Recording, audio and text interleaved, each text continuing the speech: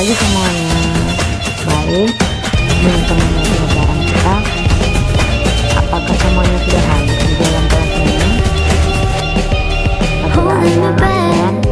Gravity's holding me back. I want you to hold out the palm of your hand.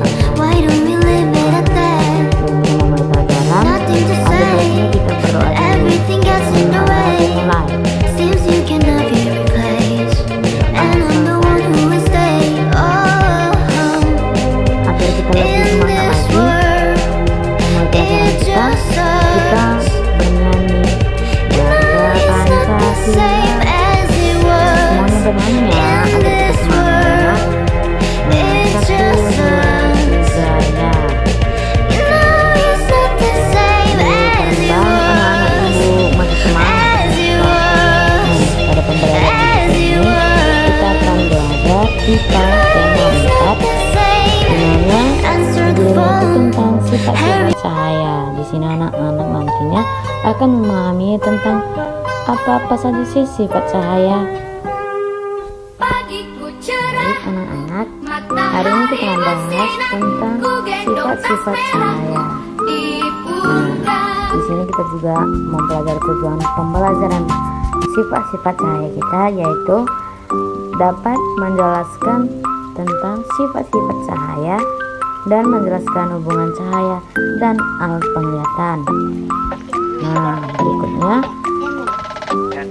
kita dapat memahami di mana kita merasakan bangun di pagi hari. Nah, anak-anak kita di sini semuanya pasti merasakan udara di pagi hari.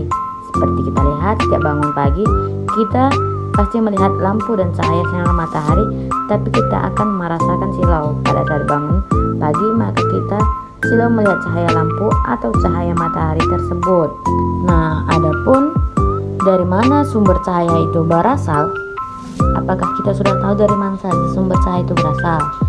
Nah, di sini kita dapat lihat bahwa cahaya itu berasal dari matahari, lampu, dan juga lilin. Nah, pada pembelajaran berikutnya juga kita belajar tentang sifat-sifat cahaya. Ada 4 sifat cahaya. Pertama, merambat lurus. Lakukan percobaan menggunakan 3 karton yang dilubangi dan diletakkan sejajar. Saat lubang sejajar, kamu dapat melihat cahaya lilin, tapi saat salah satu karton digeser, kamu tidak dapat melihat cahaya lilin tersebut. Artinya, kita harus mensejajarkan ketiga karton tersebut dengan lubang yang sama dan tidak tergeser. Cahaya lilin merambat lurus melalui lubang karton. Nah, yang kedua, menembus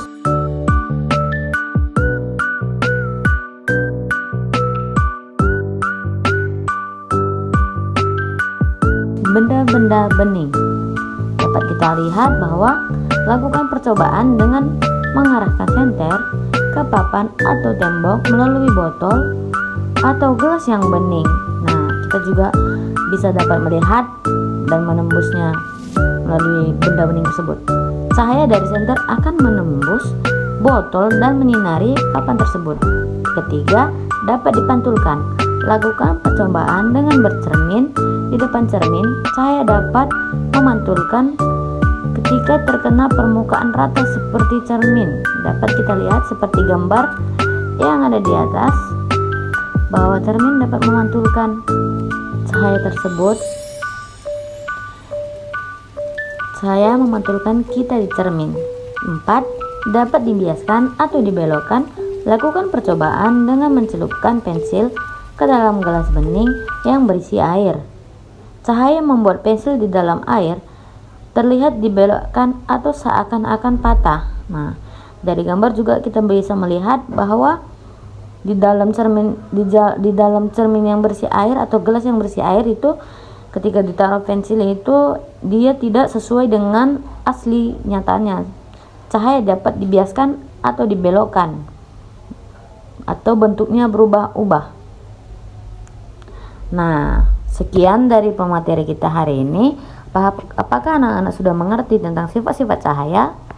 Jika sudah, nah sangat bagus bagi kita untuk mengetahui bagaimana sifat-sifat cahaya dan bagaimana kegunaan-kegunaannya juga. Nah, baik anak-anak, sekian materi kita hari ini. Terima kasih, selamat siang.